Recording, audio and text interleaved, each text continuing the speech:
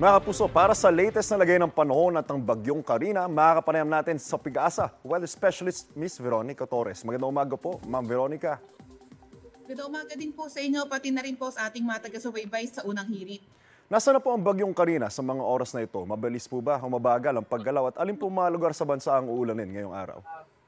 Opo, kanina alas 4 na umaga, itong sentro ni Karina ay nasa may layong 420 kilometers east ng Tuguegarao City, Cagayan. Nagtataglay nga rin ito ng lakas na hangin na 100 kilometers per hour malapit sa sentro at bugso na abot sa 125 kilometers per hour. So currently, kumikilos ito sa direksyong north-northwest ng mabagal. At sa mga areas naman na inaasahan natin na mauulanin, una, yung etong pinapaulan ni Severe Tropical Storm Karina ay sa Cagayan Valley, sa may Bicol Region, Aurora, Quezon, at ang malaking bahagi din ng Cordillera Administrative Region. And although etong si Karina ay mostly nakakaapekto sa may silangang bahagi ng Northern Luzon, yung habagat naman na na-enhance itong si Karina ay nakapagpaulan mostly sa kanlurang bahagi ng Luzon area.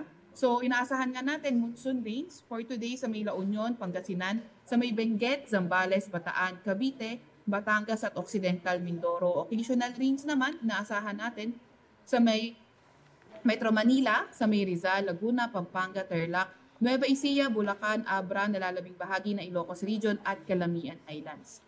Then, maulap na papawirin at mga kalat-kalat na pag-ulan, pagkidlat at pagkulog naman dahil sa habagat sa may Western Visayas, sa may Zamboanga Peninsula, Negros Island Region, sa may Basilan, Sulu, Tawi-Tawi at nalalabing bahagi ng Mimaropa area po. Miss Veronica, nabanggit niyo po no, na na-enhance itong bagyong Karina, itong hanging habagat. Sa mga susunod na araw po ba, aasahan pa rin po natin no, na kahit nakalabas na po si Karina, lalakas pa rin po itong hanging habagat na naranasan natin ngayon?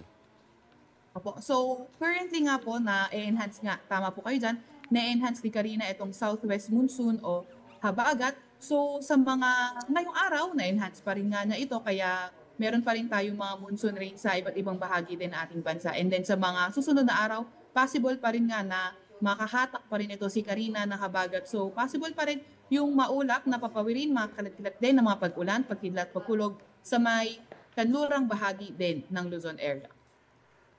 Miss Veronica, sabi po niyo kanina no, na uulanin po itong Metro Manila ngayong araw. Ano pong inaasahan na weather para sa zona ni Pangulong Bongbong Marcos? Opo, para naman dito sa may Metro Manila, inaasahan pa nga rin natin yung mga occasional rain. So possible, although pwedeng light to moderate and pwede rin naman maging moderate to occasionally heavy yung mga pag-ulan dito sa Metro Manila. Hindi lang to katulad ng mga thunderstorm na tuwing hapon lang. So possible kahit ngayong umaga, pwedeng mag-start na yung mga paulan, pwedeng tumigil, and then pwedeng maging maulan ulit sa mga susunod na sandali po. Miss Veronica, last question po. Kailan po inaasang lalabas itong si Bagyong Karina sa ating PAR? Opo, so inaasahan nga natin na posibleng lumabas itong si Karina ng ating Philippine Area of Responsibility by Wednesday evening o hindi kaya Thursday early morning po.